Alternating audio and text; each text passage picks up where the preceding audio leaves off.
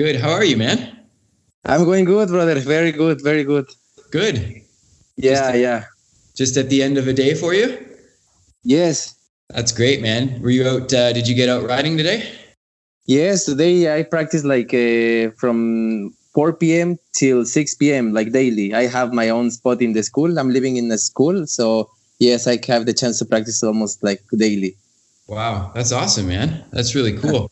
So you right now are in Medina, that's right? Yes, that's right. Wow, that's amazing, man. I don't know much about that city, but just since you told me you were there, I've done a bunch of reading and watched a bunch of videos on that city. That is an amazing place, man.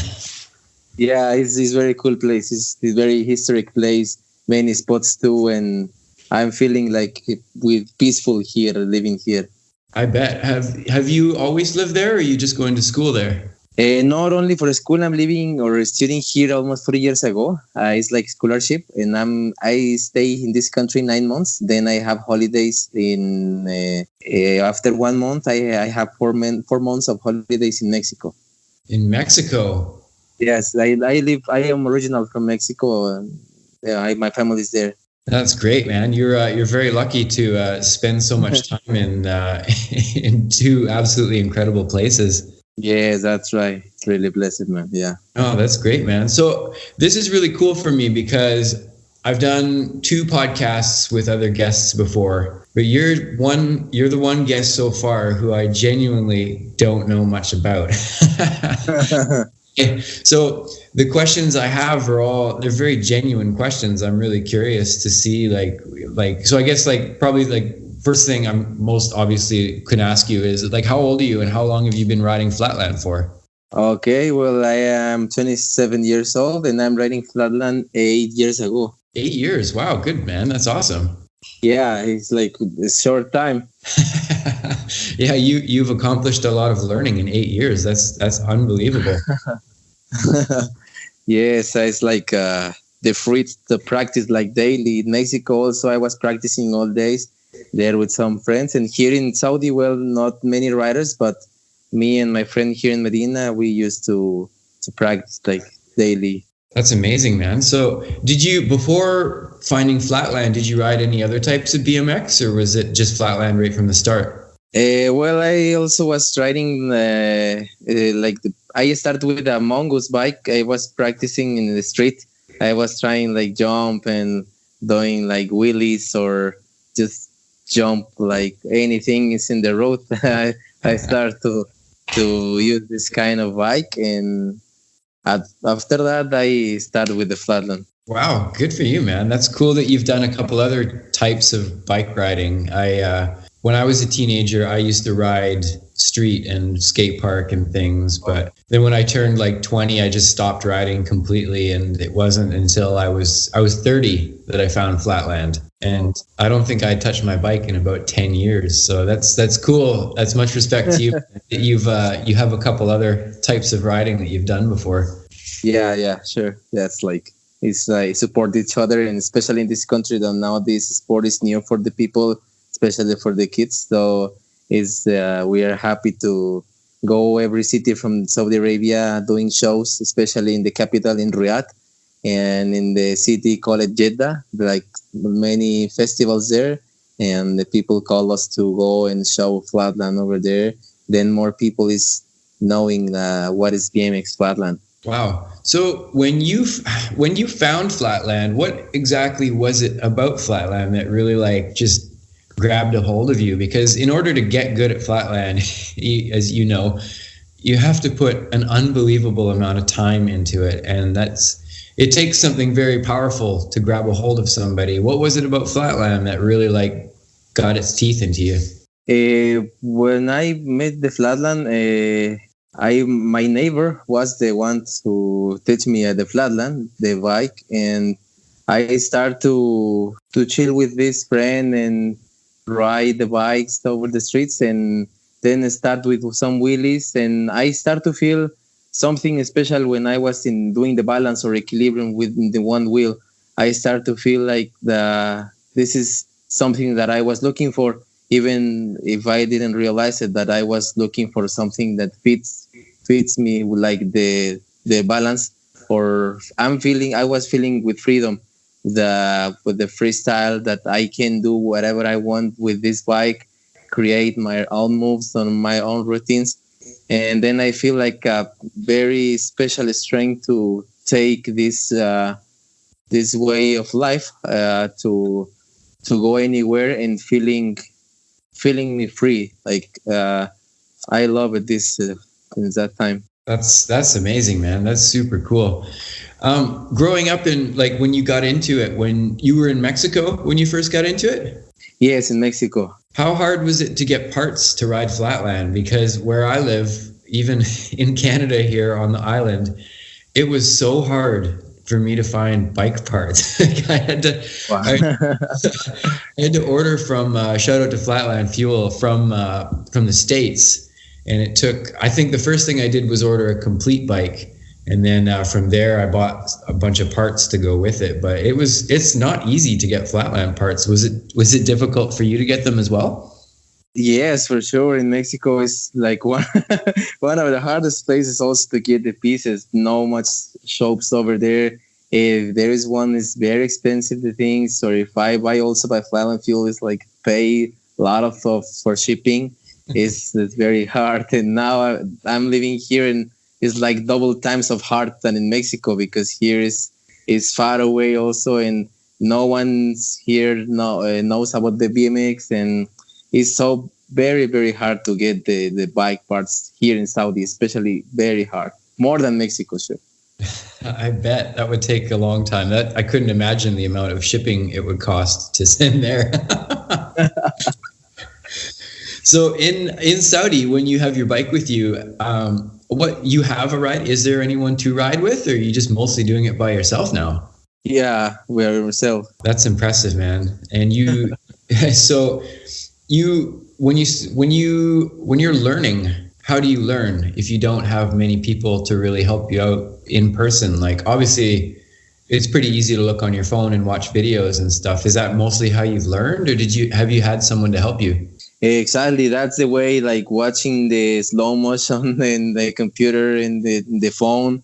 That's the way that I learned it, because not even in Mexico and in here, only I learned it like watching the videos in the computer, in the phone, just like putting slow mo, how the move is, how I have to put the feet, how the bar is the position.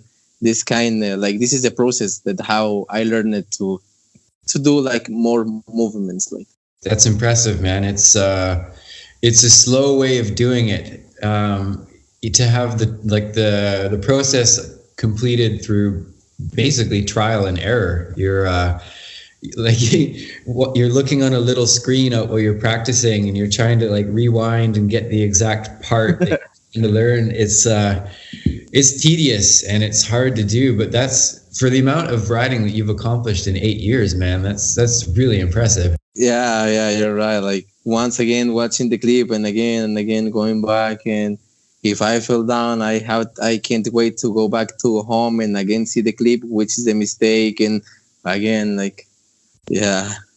Do you film yourself a lot to kind of look and see how your stuff looks compared to the video that you're trying to watch? Yeah, sure. I tried doing this like to get better, like my style. I'm looking also now, like I'm preparing my original moves, like the signature tricks, and this is what I'm doing now, like just putting in the table what I have, how I can put this like in my original way, like not like how I learned it. Now is my goal to do my signature moves. Yeah, that's great, man. That's really, really cool. When you so kind of going back to a little bit here, has anyone mentored you as far as like when you had people to ride with, whether like back in Mexico, was there like a scene or like people that helped you really kind of get going with the sport? Well, it's not like it's not too much support over there, but yeah, there are some brothers that are like helping me to contact some companies to make the support go to competitions, or to buy some parts for the bike, or like the needings for the bike. And there are one friend from the old school in Mexico. He's like almost 50 years now. He's still riding. His name is like Claudio. He is like supporting me with some companies in the Mexico City to show some shows to get money from this and go to competitions. So yeah, this is one of the friends is helping me there in Mexico. Wow. Well, shout out to that guy. That's really cool, man. That's nice that you have someone like that. It's Flatland feels like a very lonely journey sometimes if you live somewhere there's not many people, and to have somebody that really has your back like that, it must feel really good, man. Yeah, you're right, man. Yeah, it's like Flatland, even till now, even here in Saudi, the people say like this is the first time they see this sport, and they support, like they love like the soccer, the football. They just focus on this like famous sports, and when they see like the Flatland moves, they love and they like it, but they don't feel like the motivation to support the sport, because they say like it's not too like famous. But yeah, we know like in most of the places it's like this. Like Flatland, you have to push yourself to go you're ahead, you know.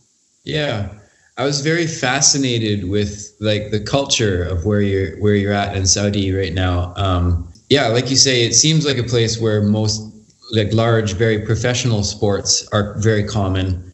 How common is like something even like skateboarding or BMX in general? Are those things common there? Is it like a very kind of unique thing for people to see you doing what you do? Well, it's not common. Like when I go to the streets, and like in the middle of in the town, I go and perform over there, and all the people come around and start to film, and so ask me to do questions. Which kind of this sport? Where are you from? How did you learn it? Where can I get a bike like yours to start practice? Especially the kids, because they got very interesting in this when they see the Flatland. They want to buy or get the bike to start practicing. As we know, like this is the good age to teach the kids, you know.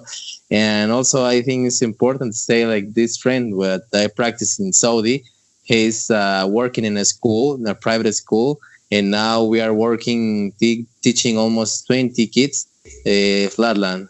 Yeah, we are now we are waiting for the support from the government to can order the 20 bikes for these kids, because like 2 bikes are not enough for 20 kids. Oh my dude, that is amazing. That's really cool that you do that. Yeah, it's so cool, man. I think like one thing that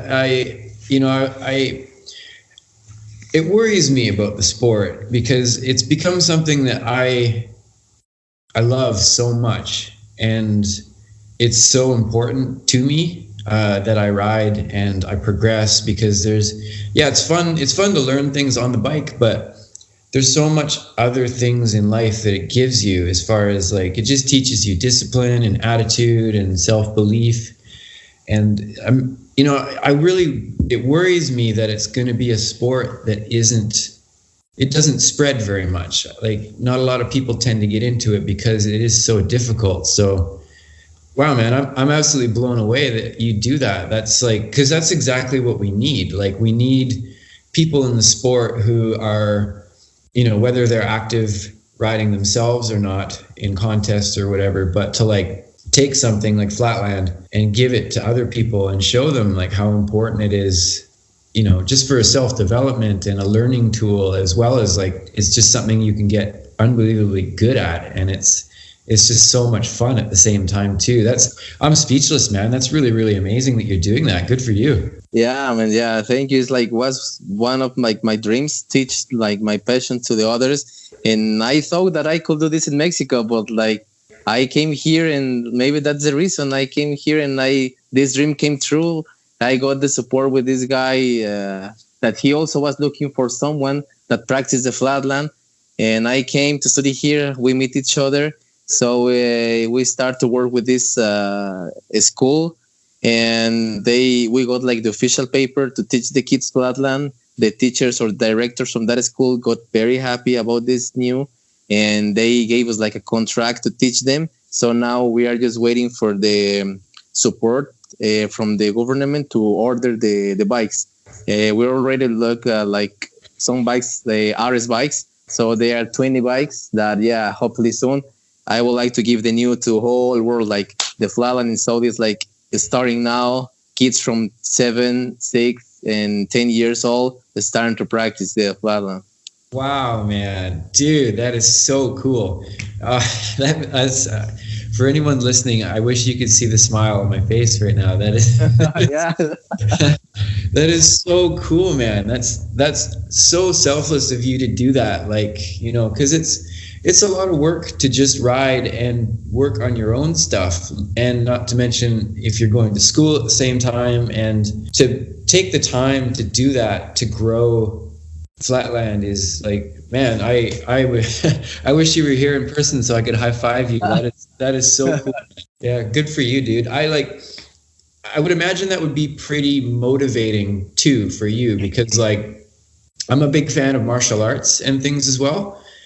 I think one thing that I've learned from martial arts is that when someone reaches a level where they've gotten quite a bit of experience learning, part of the next step is to teach it to other people. And teaching kind of the next, whether you want to call it generation or whatever, is something that really helps the instructors get to their next level as well. And for somebody who's in kind of a place where there's not a lot of other, not a huge Flatland seed for you to ride with, is that kind of where you would derive a lot of your motivation from? Yeah, well, here in Saudi, like this guy where I'm working says like there's no motivation here, but we like when you came and like I see you're riding hard, you're practicing all days, and that's gave me motivation to start to find this chance in this school that they give us the chance to start teaching kids. So like we each other start to give motivation and start to share our plans, what we want exactly. Okay, we have the passion. I love the competition. Like I training for the contest, and this guy is doing like the part from the school, and I say, okay, I work with you too. Let's get motivation and teach kids and talk with the parents of the kids, so they saw especially this sport is like creativity. The kids work the body, work the head, so they love this way that we shared, like what Flatland gives you, like is your own style. And especially here in Saudi, the people like don't used to practice any sport, so the especially department from the ports or the activities from Saudi like is supporting us to start with this project. So yeah, we are like giving each other motivation. Yeah, That's really cool, man. Motivation is something that I think with a sport like Flatland, it's tough to find what motivates you, because some people are very lucky to have a scene, where they have many people to ride with, and that kind of works on like an accountability scale. Like they can go out and their friends are out riding, so I might as well go ride with them. So the accountability works with that.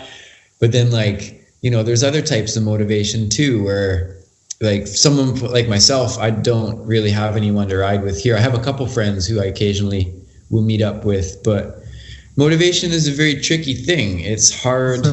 It's really hard to like go work really, really hard for 2 hours. And, there's, a lot of sessions where I'll go and I'll be really excited, ready to rock. And then it just goes really poorly and I get frustrated. And, it's for someone like you to have found a motivation that is almost bigger than yourself to draw from, to, whether it's getting ready for your competitions and stuff like that. That's really cool, man. I respect that a lot. That's amazing that you found that.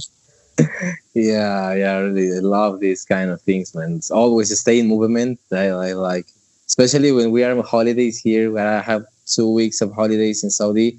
As you saw, like I was also in that competition in FISE.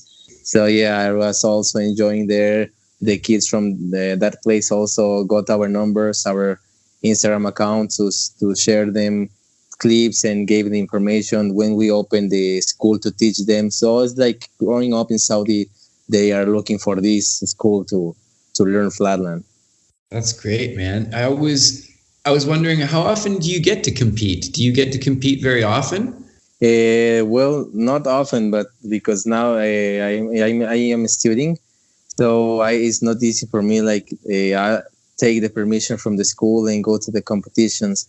But hopefully, like these 4 months that I have holidays in Mexico, hopefully move to all the competitions I have chance, especially this one in Montpellier, that is in France. So like this is the prize from this contest in the Battle of Champions in Saudi. The one who takes the first place in the amateur class, they give them the ticket to compete in Montpellier in France. So yeah. Yeah, so I'm looking to go there and compete in the pro class. In pro class, that's the goal. And yeah, so after that, I hope to move to another place from there. Dude, that's super cool. I wanted to say congratulations on that that win. Like that's really cool, man. Is that has winning amateur been a very big goal for you for a long time? Yes, long time. Yeah. Yeah. That's great, man. You sent me a couple clips of your run.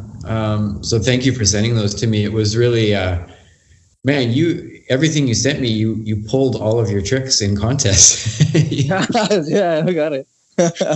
You looked super dialed, and like I think a lot of people get to see like your Instagram clips or YouTube clips, but you were doing that stuff in your run. Yeah, this is like what I do in the trainings. I have to put this in the contest. Wow, man, that's really cool. How do you prepare for contests? Do you just like, I'm really curious about like, because a lot of people practice for contests differently. Speaking with Marty explained that he liked to prepare for contests kind of in chunks and perfect each small chunk before putting everything together and then perfecting that. How do you approach getting ready for a contest? And not only like, that was a big contest too. That was a lot of pressure. Yeah, sure. When I start to saw the riders, using the ground, I say, well, when I'm preparing, like it's just concentration. Even here in my spot, I just say this is a competition. Even if no one is here, there is no crowd. I just imagine that I am in a contest and like it's forbidden fail or put the feet in the ground. So this is like my way to, or my training, to do exactly the same in the competitions.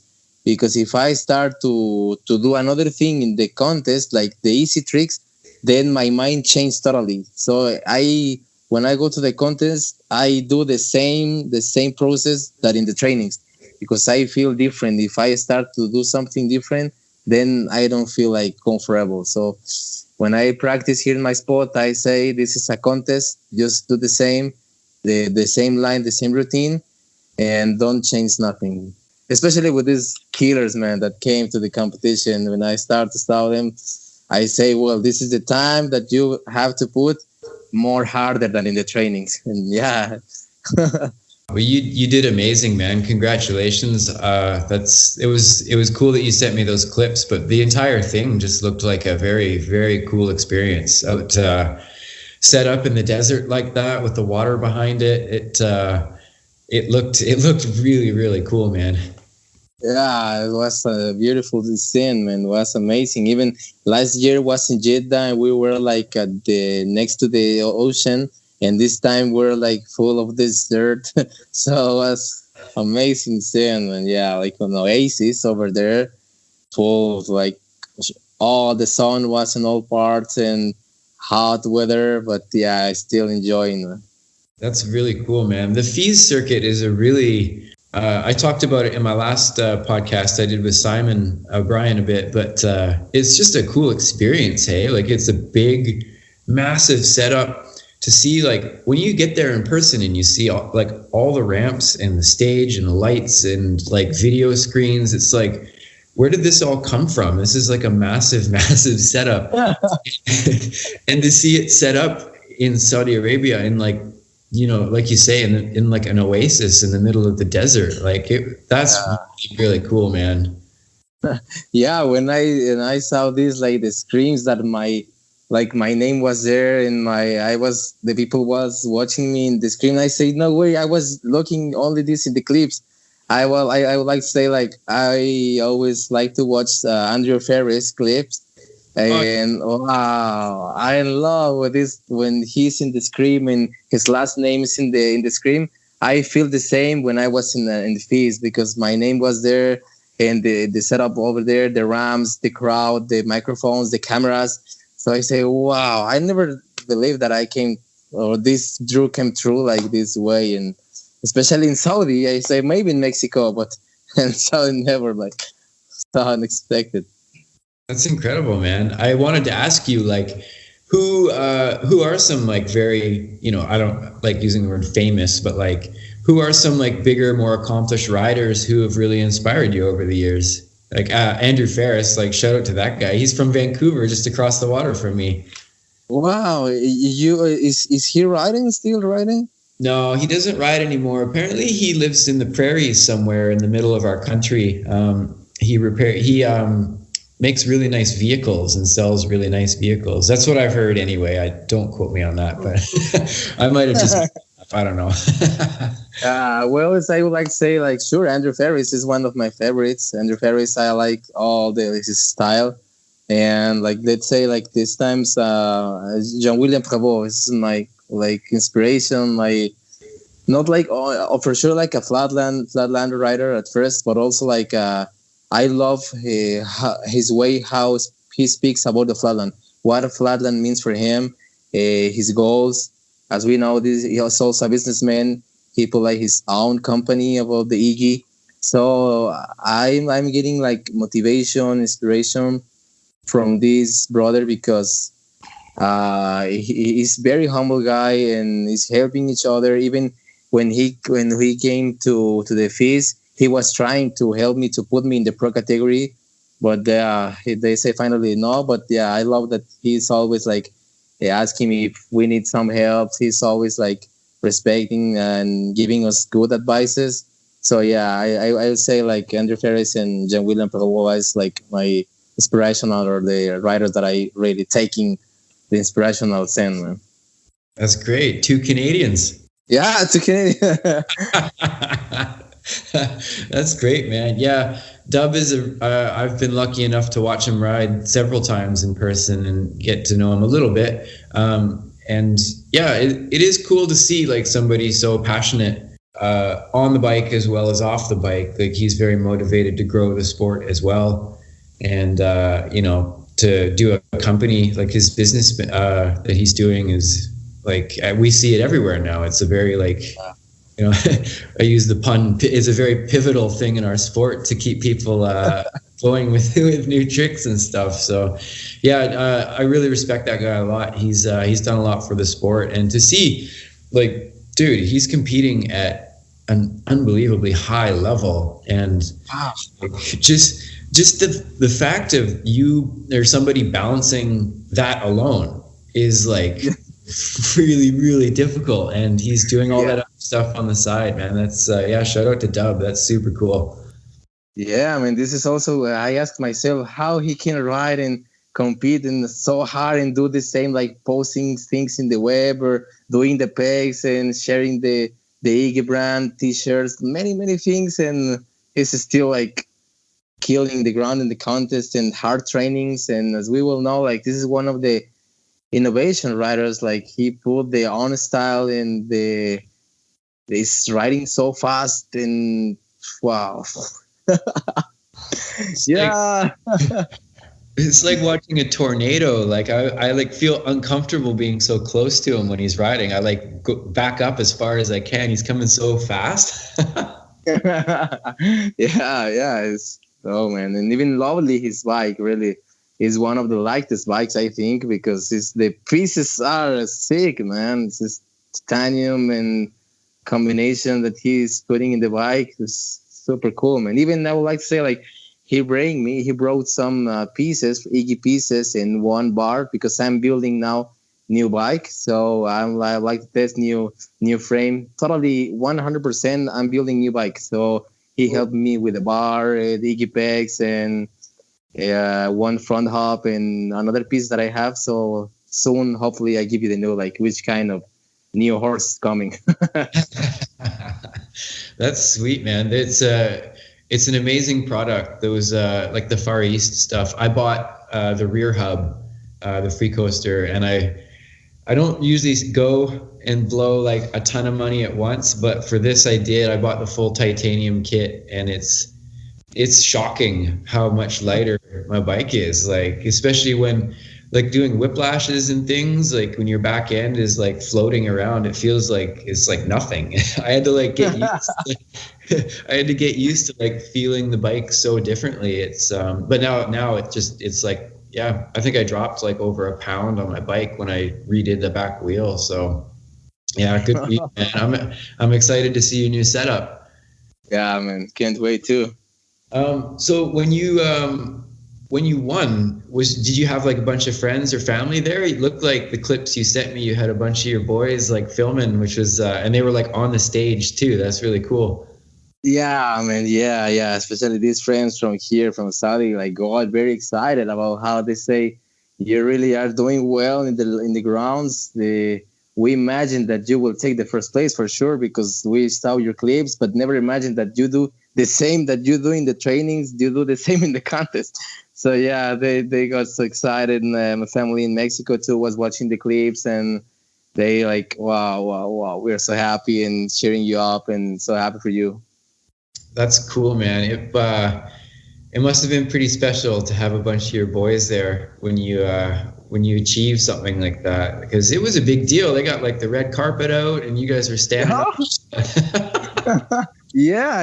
It's like flags from each country, the red carpet, the fireworks from all places, and wow, unique scene, man. Yeah, so happy. But for being my first time and taking the first place, like, what a good start, man. Such a start. Wow, man, good for you. Congrats. So if you're gonna compete pro in Montpellier in France, Yeah.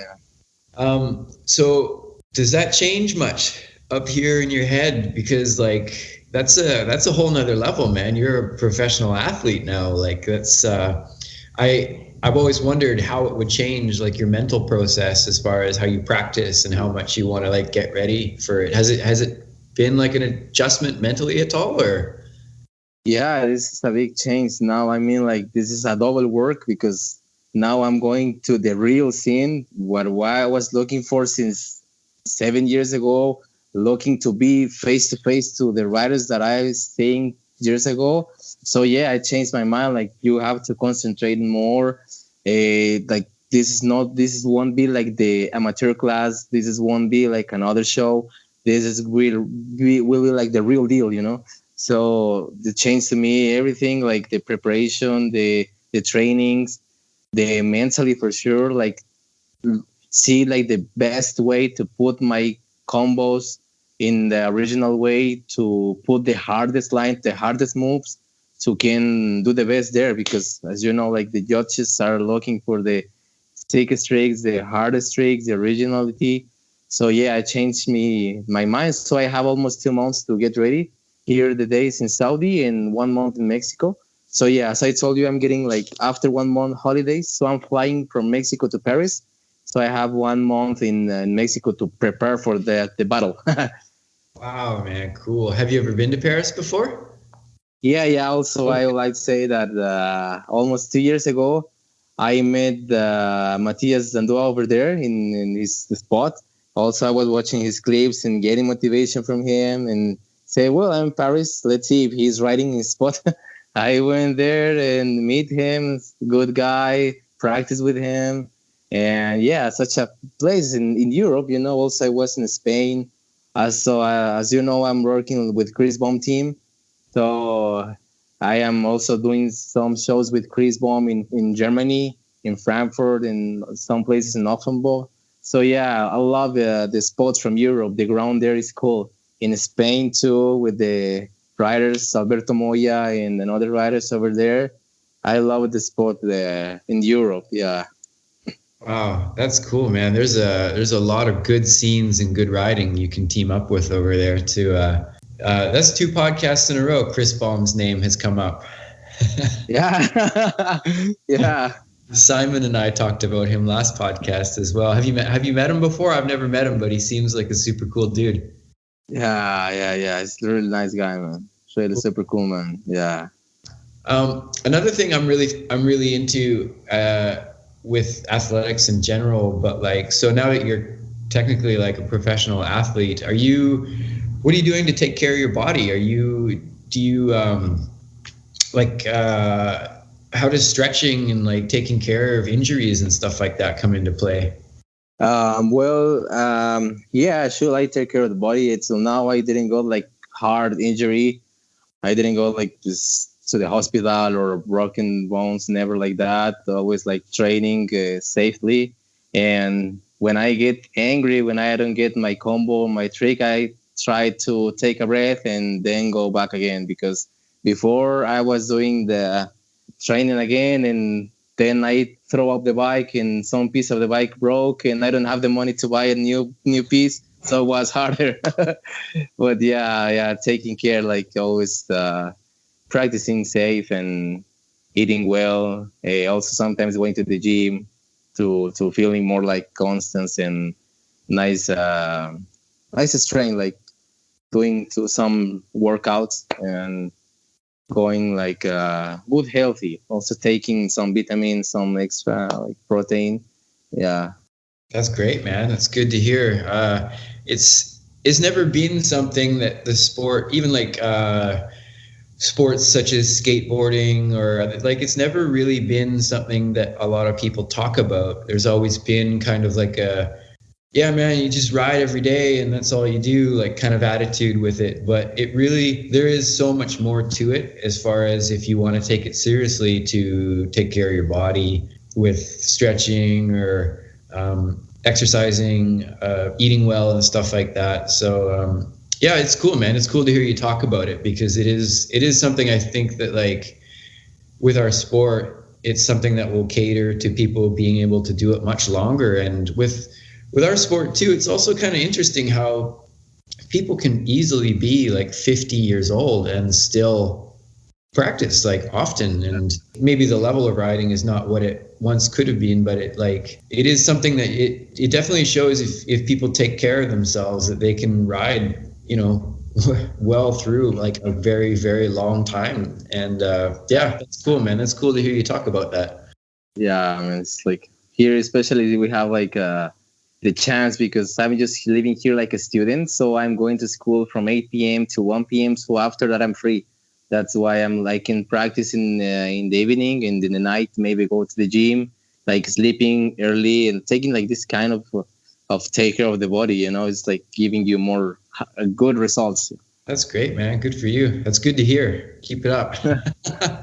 So I think like one kind of thing I wanted to ask you about is the place that you're at in Medina is like, it's an amazing place. It's an amazing place for many different reasons. It's beautiful. The architecture, the land itself is just, it's a stunning, stunning looking place. But also there's a faith-based side of the city. Like, it's a very important city as far as like what the significance of the place. Like, a lot of people go there obviously for the reason of visiting for religious reasons and things like that. Do you feel that kind of vibe plays into your riding a lot, as far as like, yeah, it seems like I know, kind of stumbling over my words here. I'm sorry, but like, No, it's fine. Does the idea of where you are right now in that city kind of play into the bigger picture of like how you ride and practice every day? Yes, sure. And as you see, like this city is like one of the most religious cities in Saudi Arabia, because this is when where the revelation of the Holy Quran came. The Prophet Muhammad, peace and blessings be upon him, is from this city. Came to here to stay safe from the unbelievable people. So this place is very religious for the Muslims. It's very the best way of life. It's peaceful. And yeah, I got like some people saying like, or watching me, like, which kind of sport are you doing? Like, which is the benefit from this? Or what are you doing here? Or you go to your country, there is like famous. But I found that another person that like giving me beautiful advices. You came here to bring happiness to my kids. I would like to come often to this spot and give us like the show with your bike. I mean, in every place you find like this kind of two persons, like persons that helping you and persons that giving you not good advices. So yeah, this place when I practice, I feel very free. I feel free in my spot in my school. I feel full of freedom. But in the streets, yeah, changed a little bit the scene over there because, as you say, like they take care about the religion and how the way of life from these people, especially Saudis, have like totally different culture than America or Europe. Is is sometimes that you have to be patient here, especially mine that I stay here 9 months, so I found different things that sometimes I say, well, if I came here, I came only for an objective, finish the school and learn something new, and then go another place and teach what I learned from here. But yeah, I'm really in love with this city. I'm really in love with it. Wow, man, that's great. I like the city itself is just beautiful. I found one video on YouTube. It was like a 4K drone flying over the city, so you could see Yeah, all of the like just the amazing architecture, and like just the city itself just reaches off like so far into the distance. And then you have like, the main area where like I guess the temples and things are, where like the giant spires go up into the sky, and like yeah, it was really cool, man. And then one thing that they did in the film was they filmed it all during the nighttime as well. yeah, And dude, it's unbelievable. Like it's just this area that it looks like, the drone started from like really far away, so you could see like just all this darkness and then this glowing like kind of orb. And then as it got yeah. closer and closer, you could see like the city with more and more detail. And then you see like they've lit up like the mountains around the city, and like it's just I was like Yeah, speechless watching it, man. You're very lucky to be able to see that stuff in person. I'd love to see it someday. yeah, yeah. Hopefully you come and will I you come here? I'd love to. So like are you going to be able to travel? Like you're going to Europe and stuff from Montpellier. Do you now that if you're going to compete pro, are you going to try and make more time outside of school to travel a lot more?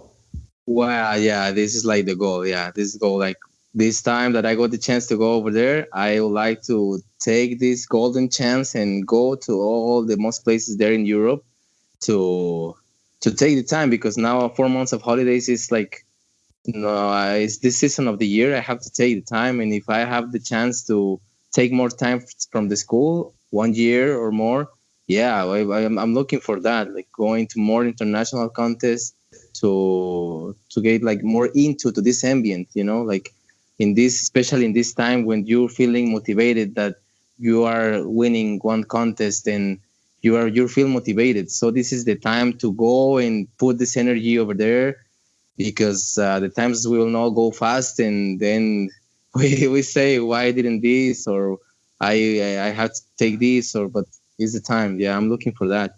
That's great, man. Dude, you should come up to Canada on the West Coast here.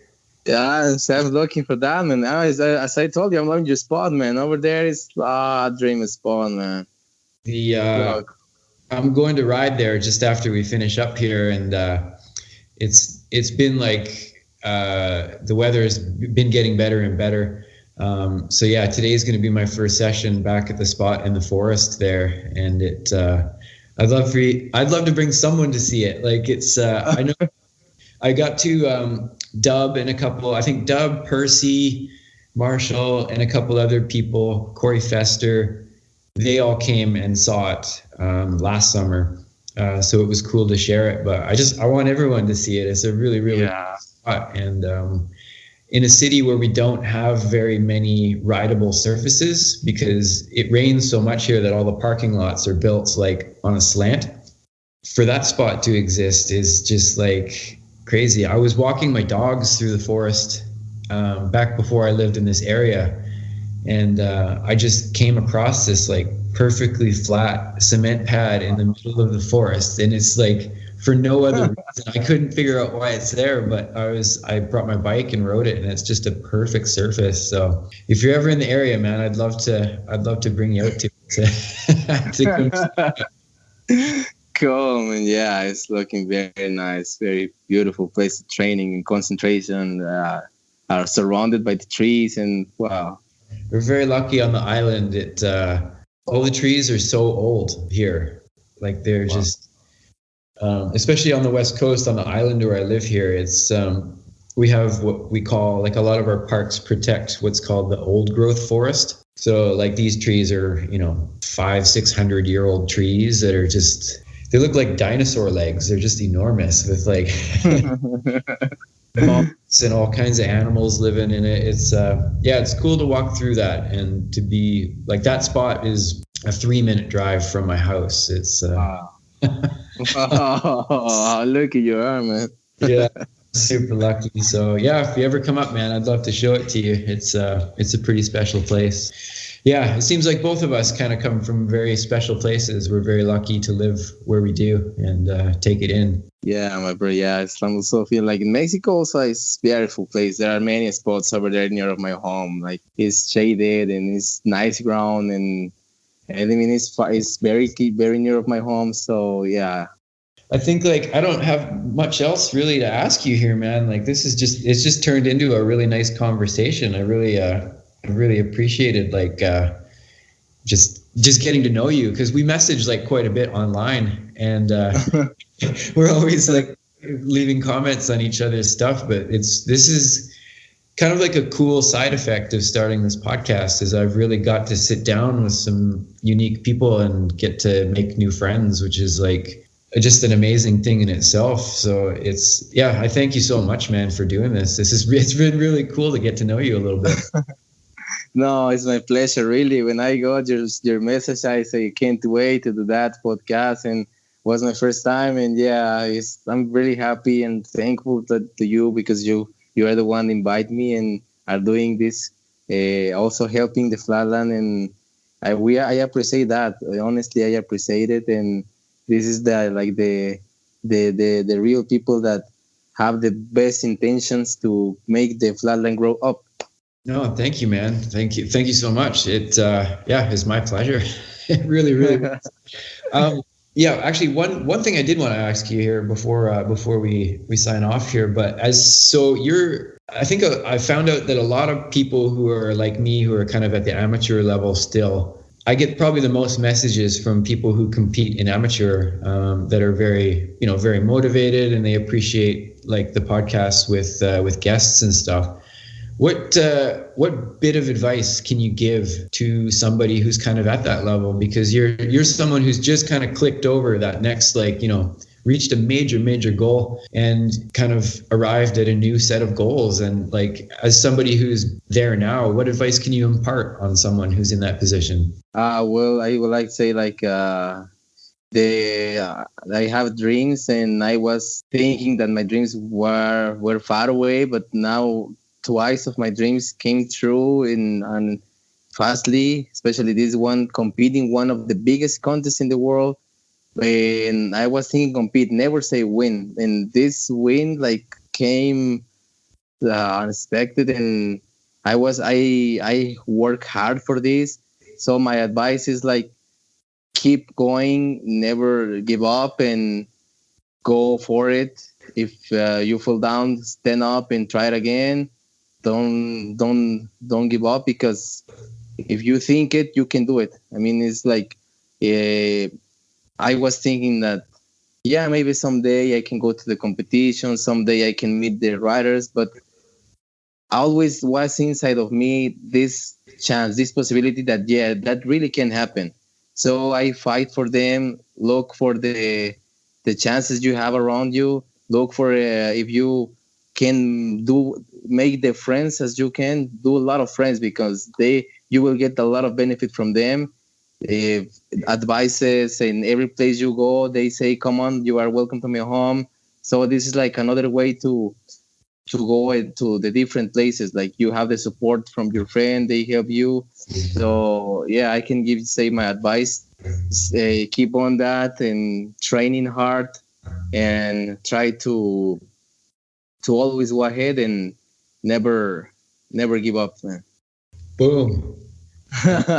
Man, that's awesome. That's really cool advice. So yeah, man, I appreciate you taking the time to do this so much. And like I say, I would love to meet you someday in person. And yeah, let's just stay in touch, man. Like you're a person I genuinely would like to keep talking to. You have a lot of wisdom. You're just an incredibly nice guy, and I love watching your riding. You're one of the most exciting riders I like watching. So it's thank you, man. I really appreciate you taking the time to do this. Yeah, hopefully you like the new line I'll upload soon, man, this week. Dude, thank you so much, man. It was really nice to meet you, and I would love to keep in touch with you. Yeah, man, we keep in touch, sure. Okay. See you, dude. All right, my man. We'll talk soon. Thank you again.